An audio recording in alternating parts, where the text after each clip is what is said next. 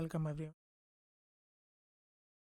आज हम डिस्कस करें ट्रांसफार्मिंग डेटा इनटू इंफॉर्मेशन।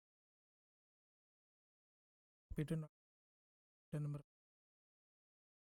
इससे पहले हमने किया था, अब हम उर्दू में हिंदी उर्दू में करना चाह रहे हैं।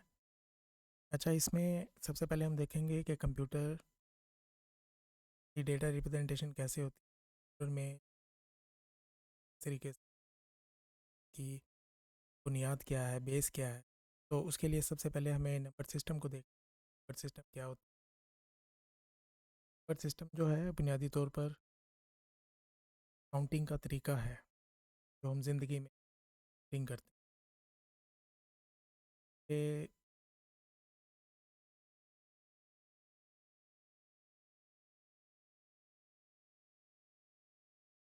ये यूज़ करते हैं वो डेसिमल नंबर सिस्टम है। फिर इसके अलावा जो आते हैं टेल नंबर, हेक्साडेसिमल है, 16 का निज़ाम। आखिरी जो है बाइनरी, बाइनरी का 2 का निज़ाम, इसमें सिर्फ 2 लेटर। तो बारी बारी हम इनको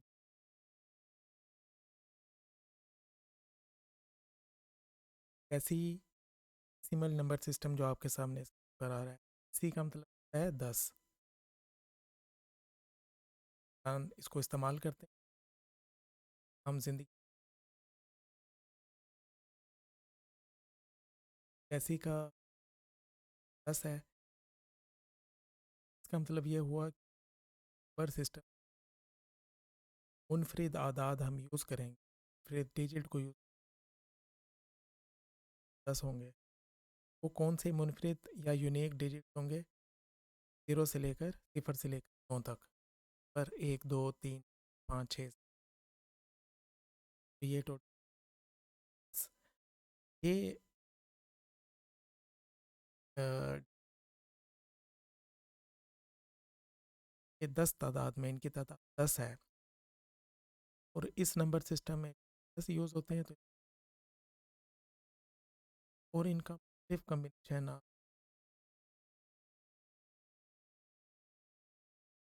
आम है। मिसाल के तौर पर आज आपसे तारीख पूछी जाए कि आज क्या तारीख है, तारीख बताएंगे, अप्रैल है, भी डिजिट्स का इस्तेमाल। इसी तरीके से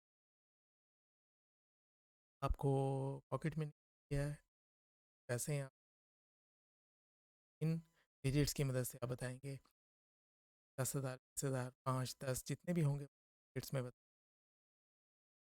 और कैलकुलेशन जो भी हम करते हैं डेसिमल नंबर सिस्टम में ही।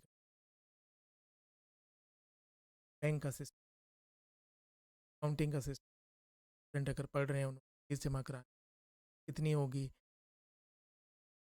एक क्लास में कितने स्टूडेंट्स बैठे हुए हैं, 10 20, ये जो मैं अभी डिजिट्स या नंबर बोल रहा हूँ, ये डेसिमल नंबर सिस्टम का हिस्सा है। डिजिट्स कंबाइन टू मेक, अब इन नंबर्स को आप जोड़ते जाएँ तो आप बड़े नंबर्स बनाते जाते हैं। अगर आप शुरू करना चाहें तो आई दहाई सैकड़ा 10,000 लाख 10 लाख और इसी तरीके से चलते जाते हैं। अच्छा, अब हम देखते हैं बाइनरी नंबर सिस्टम। जैसे पिछली स्लाइड में मैंने बताया कि बाइनरी डेसिमल नंबर सिस्टम है वो इंसान यूज़ करते हैं। कंप्यूटर जो है डिवाइस कोई सा भी आप ले लें, मोबाइल डिवाइस, लैपटॉप आप कंसिडर कर लें, desktop frame, main frame computer, या सैटेलाइट, नासा की सैटेलाइट पे जो कंप्यूटर, ये तमाम बस जो हैं इनको सिर्फ एक और सिफर, 1 और 0 ही समझ आता। तो कंप्यूटिंग डिवाइस की कैलकुलेशन, कंप्यूटेशन, सीपीयू जो इसका दिमाग है, वो जो भी पढ़ता है उसको एक और सिफर, 1 और 0 की समझ। बाइनरी नंबर, बाइनरी जिससे इस नंबर सिस्टम में कौन से नंबर शामिल हैं, वो है 0 ये 0, तो 0 एंड 1 में 2 ही डिजिट हैं।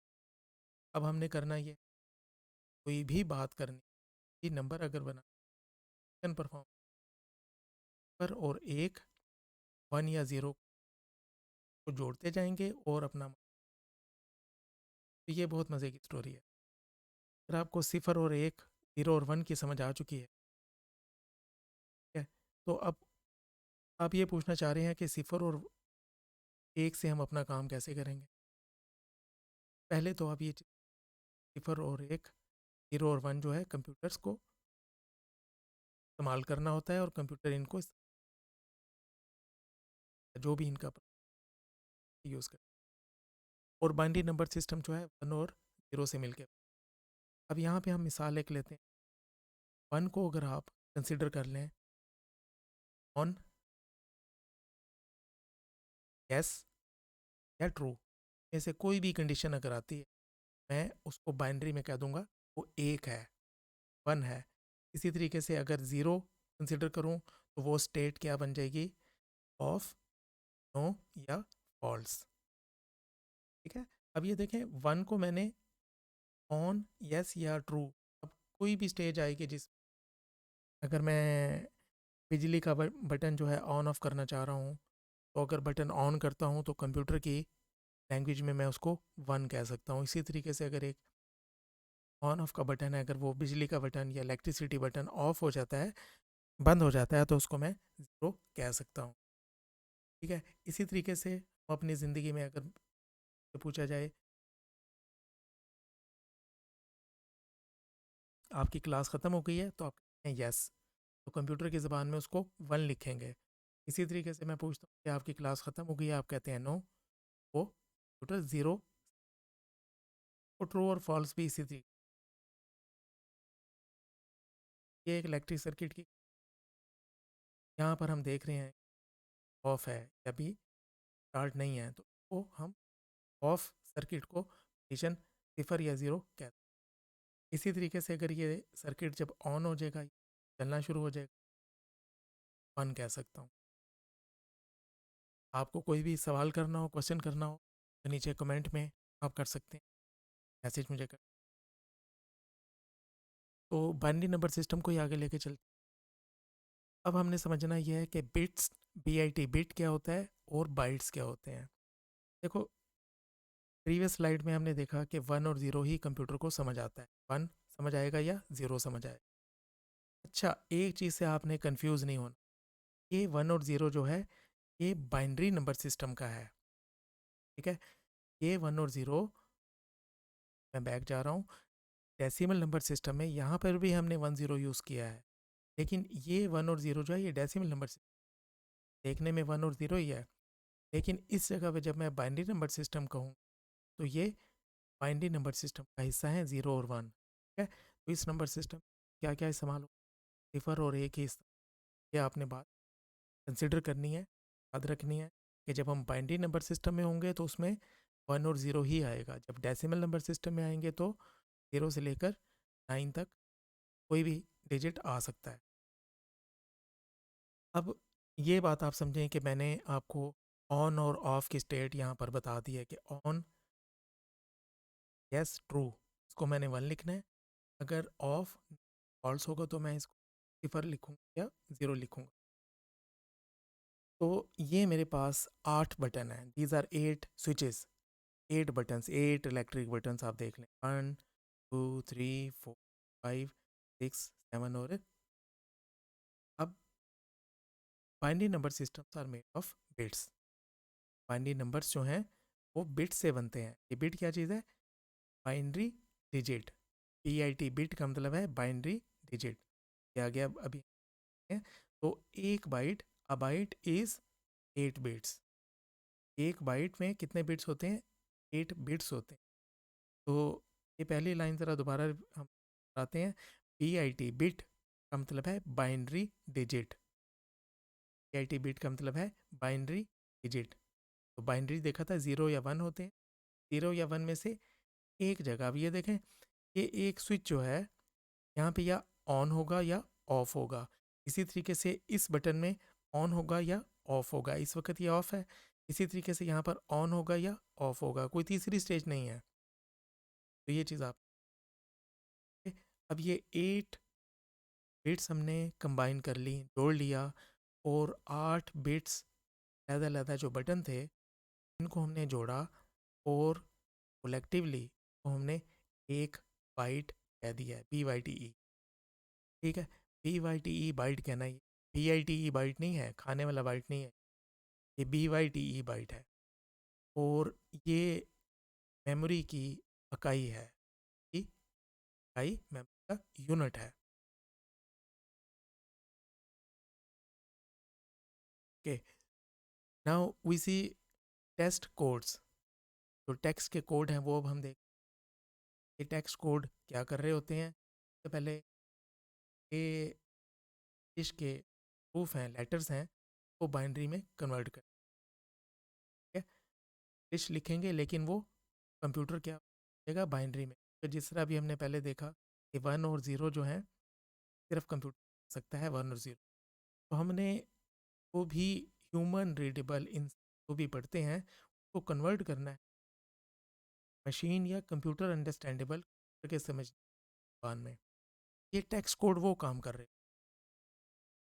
स्टैंडर्ड कोड्स नेसेसरी फॉर पर, अब देखें हमें कुछ स्टैंडर्ड कोडिंग चाहिए होगी, कोड चाहिए होंगे ट्रांसफ़र के लिए। सबसे पहले हम देखेंगे आस्की, ASCII। इसका मतलब होता है American standard code for information. ये आगे हम देखेंगे। फिर उसके बाद आता है extended ASCII. Extended ASCII extended American standard code for information interchange. ये ग्राफिक्स और दूसरे सिंबल्स पर मुश्तमिल है। और आखिरी टेक्स्ट कोड जो है वो है यूनिकोड। ये यूनिकोड बहुत ज़रूरी है, बहुत इंपॉर्टेंट है। यूनी का मतलब है यूनिवर्सल, और आगे इसका मतलब है कि पूरी दुनिया तमाम लैंग्वेजेस और की बोलने, उन सब को अगर इकट्ठा कर दें और उसमें जो जो कैरेक्टर्स बनेंगे, वर्ड्स बनेंगे, सिंबल्स बनेंगे, तो हम यूनिकोड कह सकते हैं। अच्छा जी, ये चीज़ आप देख रहे हैं, this is American standard code for information interchange. ये जो चार्ट आपको नज़र आ रहा है, ये जो सेट नज़र आ रहा है, यहाँ से अगर हम पढ़ना शुरू करें, ये नंबरिंग चल रही है, नंबर चल रहे हैं, ठीक है, और इसके आगे ये कैरेक्टर लिखा हुआ है, ठीक है। अगर 000 होगा तो ये नल कैरेक्टर होगा, अगर 001 होगा तो ये स्माइलिंग फेस है, ठीक है, उसका कोड ये है। ये सिंबल्स आ रहे हैं सारे। तो ये जो कन्वर्जन हमने की है, ये बुनियादी तौर पर code for information ASCII chart कहते हैं, आस्की टेबल या आस्की चार्ट। तो ये सारे स्पेशल सिंबल्स आपको नज़र आ रहे हैं, ये सिफर से लेकर 255 तक होते हैं, यहाँ पर 127 तक, टोटल 0 से 255, ठीक है। तो टोटल कितने हो जाएंगे, 256 सिफर है ना, सिफर से लेके 255 तक जाएंगे, तो ये टोटल 256 या 256 कैरेक्टर्स बन जाएंगे। अच्छा, अगर हम एक खास की वैल्यू देखना चाहें तो 65 या 65 है, 065, ये 65 आस की कोड जब हम देखेंगे तो इसके आगे कैपिटल ए लिखा हुआ, और अगर हम 066 या 67 देखते हैं, 66 देखते हैं, तो ये कैपिटल बी आ जाएगा। इसी तरीके से 067 अगर देखें तो इसका कैपिटल सी आ जाएगा। चलते जाएं, सारी कैपिटल ए बी सी नज़र आ रही है आपको। और 090 या 0 पे जब हम जाएंगे तो ये कैपिटल जेड आ जाएगा। ये कन्वर्जन जो है इसको आस्की वैल्यू कहते हैं, ठीक है? जब आपसे पूछा जाए कि कैपिटल ए की आस्की वैल्यू क्या है, तो आप बताएंगे 65 या 65, शॉर्टकट में 65 कैपिटल ए की आस्की वैल्यू है। इसी तरीके से छोटी एबीसी या स्मॉल एबीसी की अगर हम बात करें, 97 अगर हम देखेंगे तो वो स्मॉल ए आ जाएगा, 98 देखें तो स्मॉल बी आ जाएगा, और चलते जाएं इसी तरीके से 122 पे जब हम पहुंचेंगे तो ये स्मॉल z या छोटा z को रिप्रेजेंट कर रहा होगा। तो ये सारी आपको जो याद करने वाली चीज़ है वो सिर्फ आप कैपिटल ए की अगर याद रखें या स्मॉल लेटर ए की याद रखें, इतनी ही ज़रूरत है आपको। बाकी अगर जो आप देखना चाहेंगे तो 0 से 1 तक अगर आप देखें तो 48 जो है 048 कोड जो है वो सिफर का है। ये डेसिमल नंबर की बात कर रहा हूँ। डेसिमल में 0 से लेकर 9 तक अगर आप देखें तो इनकी आस्की वैल्यूज़ 48 से लेकर 57 तक आए। ये आस्की वैल्यूज़ है और ये डेसिमल नंबर चल रहे हैं।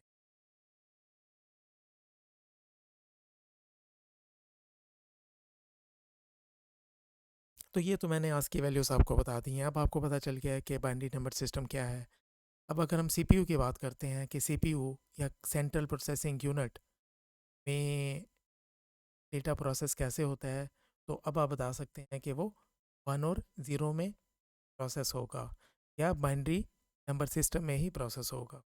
तो सीपीयू एब्रीवेशन है सेंट्रल प्रोसेसिंग यूनिट की। और सीपीयू बुनियादी तौर पे जिस तरह आप जानते हैं एक कंप्यूटर का ब्रेन या दिमाग होता है। दो हिस्से होते हैं इसके, एक कंट्रोल यूनिट है और दूसरा अरिथमेटिक लॉजिक यूनिट, इसको ALU भी कहते हैं आप। कंट्रोल यूनिट या सीयू, इसने क्या काम करना होता है, it controls the resources in computer. आपके कंप्यूटर में जितने भी रिसोर्सेज हैं, कंप्यूटर के बकाया हिस्से जो हैं, उनको कंट्रोल आप कंट्रोल यूनिट से करते हैं। और दूसरा हिस्सा इसमें इंस्ट्रक्शन सेट का होता है, जो आप बाकी हिस्सों को इंस्ट्रक्शन पास कर रहे होते हैं वो भी कंट्रोल यूनिट से जाती हैं। और दूसरा हिस्सा जो सीपीयू का है वो है अरिथमेटिक लॉजिक यूनिट या ALU जिसे कहते हैं। देखो अरिथमेटिक जब हम बात कर रहे हैं तो ये प्लस माइनस डिवाइड मल्टीप्लाई या लॉजिकल यूनिट जैसे ट्रू और फॉल्स हो गया, ठीक है। इसी तरीके से एंड और नॉट ऑपरेशंस हो गए। ये जितने भी ऑपरेशंस होंगे, रिलेशन ऑपरेशंस, अरिथमेटिक ऑपरेशंस और बुलियन ऑपरेशंस, जितने भी ऑपरेशंस हैं वो सारे ALU ने परफॉर्म करने। तो ये बहुत बेसिक सीपीयू का स्ट्रक्चर यहाँ पर एक्सप्लेन किया जा रहा है। अगर आप 2022 ईयर की बात करेंगे तो जो लेटेस्ट हमारे पास स्ट्रक्चर्स आ रहे हैं उसमें लेटेस्ट जनरेशन्स आ रही हैं, तो वो हम कमिंग स्लाइड्स में देखेंगे। इसमें सिंपल मैथ ऑपरेशंस होंगे और रजिस्टर्स होंगे एलयू में। अब हम देखते हैं मशीन साइकिल्स। मशीन साइकिल क्या होते हैं? These are steps by CPU sorry steps by CPU to process data. ठीक है, मशीन साइकिल में जो सीपीयू ने स्टेप्स या जो उसने अमल करना है सीक्वेंस के साथ, वो जितने भी स्टेप्स होंगे सबसे पहले वो परफॉर्म होंगे मशीन साइकिल में। उसके बाद instruction cycle, these are the CPU instructions. जब सीपीयू को इंस्ट्रक्शन मिलेंगी तो वो इंस्ट्रक्शन साइकिल का। Execution cycle, CPU performs the instruction. जिस तरह एग्जीक्यूशन आप लफ्ज़ देख सकते हैं कि उसने रन होना है या चलना है। सीपीयू जब एक इंस्ट्रक्शन को चलाएगा या एग्जीक्यूट करेगा तो वो एग्जीक्यूशन साइकिल कहलाएगा। और ये एग्जीक्यूशन साइकिल्स और इंस्ट्रक्शन साइकिल्स जो हैं ये बिलियंस और ट्रिलियन अगर मैं कहूँ तो गलत नहीं होगा, billions of cycles per unit time या पर सेकंड चल रहे होते हैं। फिर इसके बाद पाइपलाइनिंग प्रोसेसेस, डेटा पाइपलाइनिंग भी प्रोसेस है जिसमें IPC इंटर प्रोसेस कम्युनिकेशन आप कह सकते हैं, प्रोसेस टू प्रोसेस कम्युनिकेशन हो रही होती है। और इसके अलावा multitasking allow us multiple instruction. Multitasking का मतलब क्या हुआ? मल्टी का मतलब एक से ज़्यादा और टास्क का मतलब है काम। तो हमारे प्रोसेसेस रन हो रहे होंगे, अगर एक से ज़्यादा प्रोसेसेस एक ही वक्त में बैक वक्त अगर रन होते हैं तो उसको हम टास्किंग कह सकते हैं। तो मल्टीटास्किंग अलाउस मल्टीपल इंस्ट्रक्शंस, एक से ज़्यादा प्रोसेसेस एक से ज़्यादा इंस्ट्रक्शंस जो हैं एक ही टाइम में पास कर रहे होते हैं। अच्छा, यहाँ पर आप देख सकते हैं the different course, core i7, core i5, core i9, x series. ये CPUs के लेटेस्ट मॉडल हैं, ये हम नेक्स्ट स्लाइड पे देखते हैं। इससे पहले हम देखेंगे कि CPU काम कैसे करता है। ये जो शेडेड पार्ट आपको नज़र आ रहा है ये बेसिकली सीपीयू है। इसमें कंट्रोल यूनिट और अरिथमेटिक लॉजिक यूनिट है। ये आपकी मेन मेमोरी है। कोई भी इंस्ट्रक्शन जब पास होती है वो यूज़र इनपुट किया जाता है। ये इनपुट आपका माउस, कीबोर्ड, माइक या किसी और इनपुट डिवाइस से किया जा सकता है। यहाँ से इंस्ट्रक्शन कम्बिनेशनल लॉजिक में जाती है। ओके, और उसके बाद वो प्रोसेस करने के बाद अगर मेमोरी में स्टोर होनी है तो वो सेंटर्ड की जाती है, को प्रोसेसर ने प्रोसेस करना है। अगर कंट्रोल इंस्ट्रक्शन होगी तो वो सीईओ या कंट्रोल यूनिट के पास जाएगा और इंटरनली प्रोसेस होने के बाद आपको आउटपुट डिवाइस की मदद से आउटपुट किया जाएगा। तो ये बहुत बेसिक्स बुनियादी आपको सीपीयू वर्किंग बताई जा रही है। इसमें आप रजिस्टर्स को ऐड कर सकते हैं, कैशे को ऐड कर सकते हैं और जो इसके प्राइमरी पार्ट्स हैं उनको इंक्लूड। यहाँ पर अब हम देखेंगे इंटेल नेक्स्ट मेजर आर्किटेक्चर। तो इंटेल सीपीयू बनाने वाली कंपनी है, वहाँ से ये स्लाइड बारो की गई है। 2006 में मी रोम के नाम से सीपीयू आया था जिसको कोर टू डू इंटेल ने डिक्लेयर किया। और उसके बाद जो कोर i7 2008 में आया, ये एक्चुअली नैनोमीटर यहाँ से आप देख सकते हैं। और ये जनरेशन अगर आप ईयर वाइज देखें 2011, 15, 2009 में जो है प्रोसेसर अपग्रेड्स आती रही। माइक्रो प्रोसेसर डिटेल के लिए लिंक पे मैं एक और वीडियो शेयर करूँगा। डिटेल हिस्टोरिक पर्सपेक्टिव से हमने डिस्कस किया हुआ है। अच्छा, अब हम देखते हैं 10th जनरेशन और डेस्कटॉप प्रोसेसर्स। एक चीज़ आप याद रखिएगा, ये जनरेशन्स जितनी भी आ रही है i7, i9, तो ये प्रोसेसर नंबर्स हैं और इनकी स्पीड अगर आप देखना चाहें तो हाइफन के बाद जो डिजिट आपको नज़र आ रहा है वो स्पीड आपको मेंशन की जा रही है। इसके अलावा नेक्स्ट कॉलम में हम देखेंगे clock speed, basic clock speed up to कितनी आ रही है, पोस्ट टेक्नोलॉजी 2.0 टर्बो बूस्ट इसका कितना है, फिर इसी तरीके से जो हर्ट्स माइक्रो हर्ट्स फ्रीक्वेंसी है वो कितनी आ रही है, देन इस थर्मल वेलोसिटी बूस्ट, उसके बाद ऑल कोर टर्बो फ्रीक्वेंसी है। इसके बाद अब ये थ्रेड्स मेंशन किया हुआ है कि एक माइक्रो प्रोसेसर के मैक्सिमम कितने थ्रेड्स अवेलेबल हैं। Then we can see the platform और मेमोरी सपोर्ट भी यहाँ पर मेंशन है। ग्राफिक प्रोसेसर को देखें, ग्राफिक प्रोसेसर सपोर्ट करता है या नहीं करता, उसकी डिटेल मौजूद, प्राइस लास्टली मेंशन की गई है।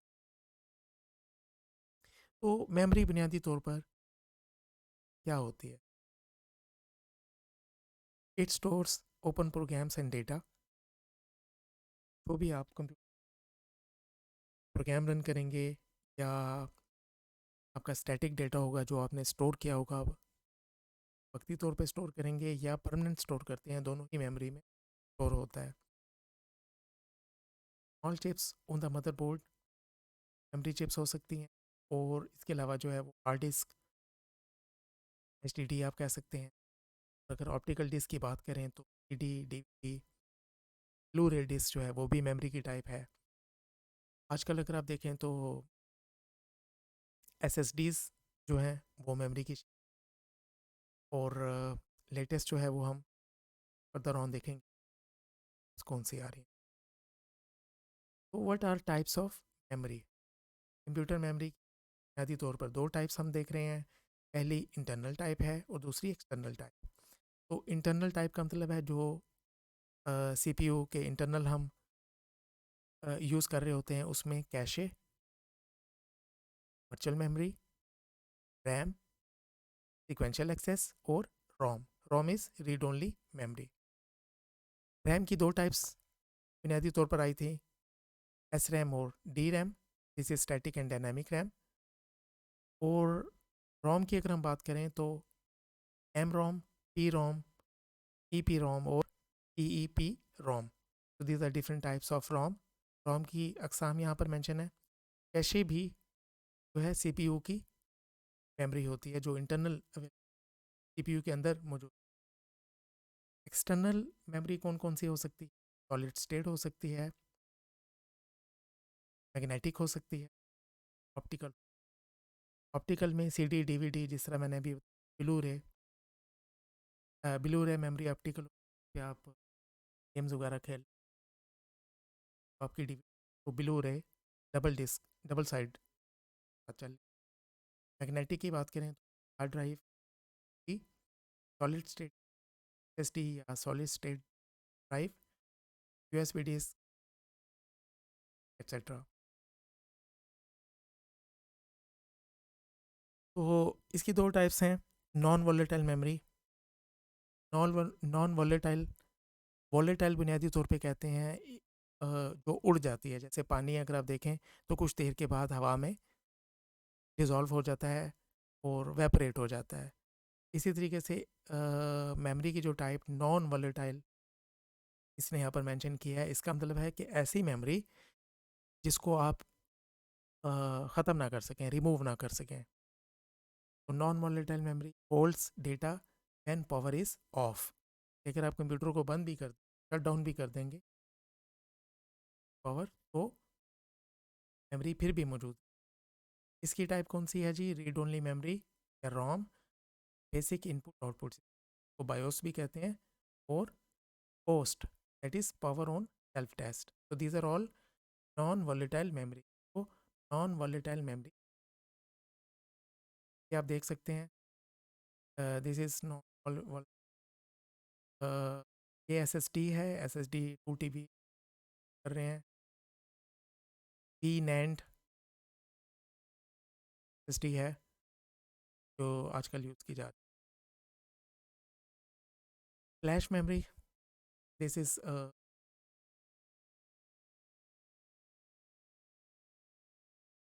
कार्ड के नाम से जानी जाती है. स्ट्रक्चर आप data store using physical switches. ये जो इसका प्लग आप देख रहे हैं, इस प्लग को आप इंसर्ट करते हैं और आप फ्लैश मेमोरी यूज़ भी कर सकते हैं.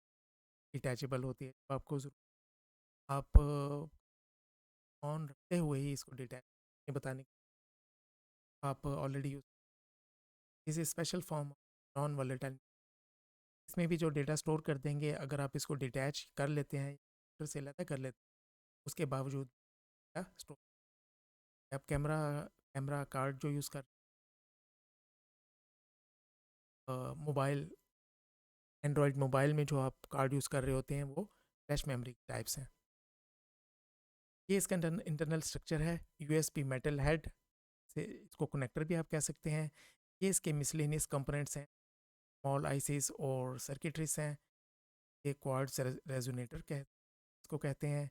This is circuit board CB. And this is micro control USB control कह सकते हैं.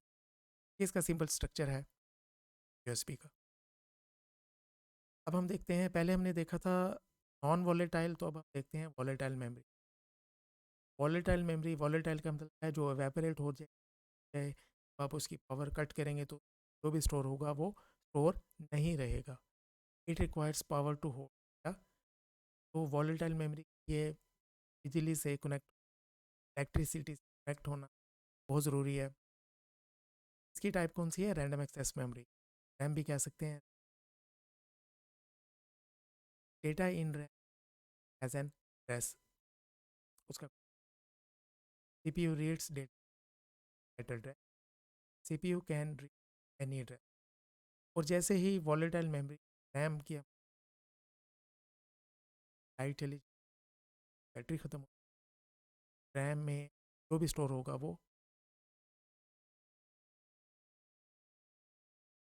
इस साइड यू मदरबोर्ड. ये मेन मदरबोर्ड है. डिफरेंट स्लॉट्स हैं. स्लॉट आ सकती कार्ड, ऑडियो कार्ड. और ये डेटा बस है. यहाँ पर रैम कॉल कर सकते हैं. CPU, this is cache. ये क्लॉक है, ये रोम है। दिस इज़ बहुत बहुत सिंपल स्ट्रक्चर मदरबोर्ड का यहाँ पर शो किया गया है। इसमें clock speed, number of course और एक सिंपल माइक्रो प्रोसेसर है। ये स्ट्रक्चर जो आपको दिखाया जा रहा है, ये डेस्कटॉप कंप्यूटर। लैपटॉप में आपको पता है चूँकि जगह इतनी नहीं होती, तो बहुत ही ज़्यादा स्पेस या मिनिमल स्पेस में कम से कम ऑक्यूपाई। यहाँ पर आप देख सकते हैं ये 4 गीगाहर्ट्ज़ है। ये प्रोसेसर नेम यहाँ पर मेंशन है और कोर TM i7 इंटेल। अच्छा, मेमोरी की अगली टाइप जो है वो अब हम देखते हैं रजिस्टर्स। एक रजिस्टर तो होता है जिस पे आप नोट्स बनाते हैं, लिखते हैं, कापी नुमा रजिस्टर। ये रजिस्टर जो है इस तरह नज़र आता है कंप्यूटर के अंदर, और इनका मकसद क्या होता है? Number of bits processor can handle, और इसमें जो स्टोर होगा वो वर्ड साइज होगा। Larger indicates more powerful, increase by purchasing new CPUs। ये CPU के अंदर आप समझें कि मेमोरी में अटैच होते हैं, और जो इमीडिएट या फौरी तौर पे जो आपने प्रोसेसिंग करनी रजिस्टर्स में की जाती है। इनको इस्तेमाल क्यों किया जाता है? ये रजिस्टर्स जो हैं, जिस तरह आप टाइटल देख सकते हैं, अफेक्टिंग प्रोसेसिंग स्पीड। जो भी आप प्रोसेसर इमीडिएट या फौरी तौर पे मेमोरी को एक्सेस करता है, वो रजिस्टर्स होते हैं। जो फौरी तौर पे मेमोरी चाहिए होती है, इमीडिएट मेमोरी, वो रजिस्टर्स को ही इस्तेमाल किया जा रहा है। इसमें नंबर ऑफ बिट्स प्रोसेसर जो है वो हैंडल कर सकता है, वर्ड साइज है, और जितना बड़ा आपका रजिस्टर होगा उतना ही ज़्यादा जान होगा प्रोसेसिंग के लिए। अब हम देखते हैं virtual RAM.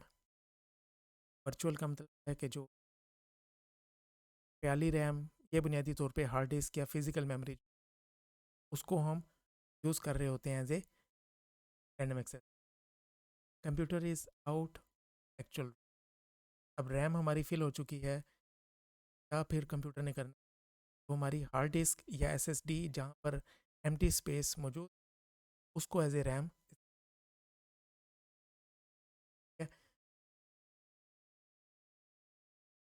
Least recently used. तो अभी रिसेंट डेटा आप यूज़ करके लीस्ट रिसेंट उसको, computers internal clock, a quartz crystal, every tick causes a cycle, speeds measured in hertz, और मॉडर्न मशीन्स यूज़ गीगाहर्ट्ज़। इसी तरीके से बसेस होती हैं। बसेस जिस तरह मैं कहूँ कि इंटरनल कंप्यूटर के इंटरनल कंपोनेंट्स को कनेक्ट करने के लिए, जोड़ने के लिए जो इलेक्ट्रॉनिक पाथ या सर्किटरी इस्तेमाल करते हैं, उसको बस कहते हैं। Electronic pathway between components, expansion बस connects to peripherals, system bus connects to CPU and RAM, bus width is measured in bits, speed is tied to the clock। अब ये बस विड्थ का मतलब है कि बस की चौड़ाई, ये आप देख सकते हैं जितनी ज़्यादा इसकी चौड़ाई होगी उतना ही बेहतर इसने काम करना है, ठीक है। आप इसकी मिसाल समझ लें कि मोटरवे की जितनी ज़्यादा लेन्स होती हैं उतनी ही बेहतर स्पीड आप मोटरवे में कर सकते हैं। जितनी ज़्यादा बिट्स या जितनी चौड़ाई इसकी ज़्यादा होगी उतना ही बेहतर आप कंप्यूटर जो है वो प्रोसेस करेगा। इसी तरीके से एक्सटर्नल बस स्टैंडर्ड्स हैं। ये आइजा स्लॉट है, ISA बोलते हैं इसे, ISA slot, industry standard architecture, then is local bus, peripheral control interface, accelerated graphics port, इसको AGP कहते हैं जो ग्राफिक के लिए यूज़ किया जाता है। Then is USB universal serial bus, और फिर IEEE का स्टैंडर्ड 1 और इसको फायर वायर कहते हैं, और PC कार्ड। तो ये एक्सटर्नल बस स्टैंडर्ड्स हैं। डिफरेंट स्टैंडर्ड्स डिफरेंट पर्पसेस के लिए डिफरेंट टाइम्स में यूज़ किए जाते रहे हैं। इनमें से एक्सपायर भी हो जाते हैं और नए स्टैंडर्ड्स भी आते जाते हैं। ये PCI standard peripheral control interface, या पिक्चर में देख पेरिफेरल PCI स्लॉट है। It connects modem and sound cards. आजकल तो बहुत कम यूज़ करते हैं। इनिशियली जब कंप्यूटर आए तो पीसीआई स्लॉट पे हम मॉडेम इंस्टॉल किया करते थे। जब वायरलेस मॉडेम नहीं हुआ करता था, तो मॉडेम इंस्टॉल करते थे और कंप्यूटर को इंटरनेट से कनेक्ट करने के लिए इस्तेमाल करते थे। तो इन पर आप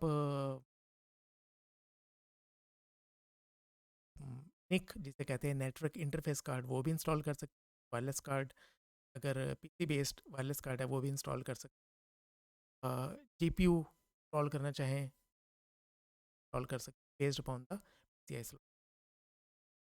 ये एजीपी है, accelerated graphic port. It connects video card to motherboard, extremely fast bus found in all model.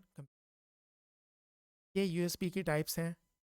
Latest mobiles अगर आप देखें और कैमरास डिपेंडिंग अपॉन डिवाइसेस, तो इनकी खसूसियत सबसे पहले तो यह है कि ये हॉट स्वैपेबल होते हैं। इसका मतलब ये है कि कंप्यूटर को रीस्टार्ट करने की ज़रूरत नहीं होती। जैसे ही आप लगाते हैं प्लग एंड प्ले, तो आपका जो भी डिवाइस हो, प्रिंटर मोबाइल, वो डिटेक्ट हो जाएगा और काम करना। कुछ अर्सा पहले तो ये होता था कि जब आप पोर्ट लगाते थे, सीरियल पोर्ट या पैरेलल पोर्ट लगाते, तो आपका जो भी कंप्यूटिंग डिवाइस होता था उसको रीस्टार्ट करने की ज़रूरत, डिटेक्ट करने के लिए। लेकिन यूएसबी ने वो मसला सॉल्व कर दिया है। अगर आप यूएसबी सप्लिटर इस्तेमाल करेंगे तो 127 डिवाइसेस एक साथ आप इस्तेमाल कर सकते हैं। तो एक अच्छी बात है। ये इनके कनेक्टर्स हैं। इनको टाइप ए कहते हैं, ये type B 3.0। This is USB mini, जो यूजुअली मोबाइल्स में यूज़। टाइप सी आजकल मोबाइल्स में use. This is micro B. There are several others, बहुत ज़्यादा टाइप्स इसकी आ चुकी हैं डिपेंडिंग अपॉन द डिवाइस। जैसे डिवाइस होता है और जो फिजिबिलिटी होती है उसके मुताबिक पोर्ट्स को, यूएसबी पोर्ट्स को यूज़ किया जाता है। आपको चाहिए कि इनकी टाइप्स के नाम जो हैं वो ज़्यादातर इस्तेमाल होने वाले, वो आप याद रखें। फ़ायदा इसका ये होगा कि फॉर एग्ज़ाम्पल आप यूज़ करना चाहें, मार्केट में परचेजिंग के वक्त भी ये काम आता है। पीसी कार्ड, ये पहले होते थे पीसी कार्ड, लैपटॉप्स में यूज़ किए जाते हैं और स्वैपेबल होते हैं और डिवाइसेस आर साइज़ ऑफ, बिल्कुल क्रेडिट कार्ड साइज़ यूज़ कर सकते हैं।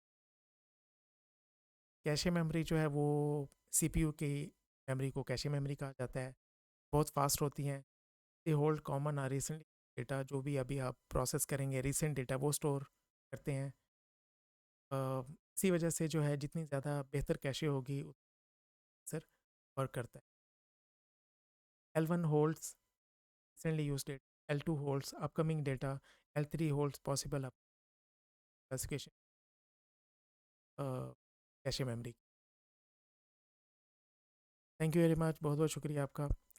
आपको कोई भी सवाल हो वो आप पूछ सकते हैं, कमेंट कर सकते हैं। चैनल को सब्सक्राइब करें, लाइक करें। ये मैंने एक formality. Have a good time.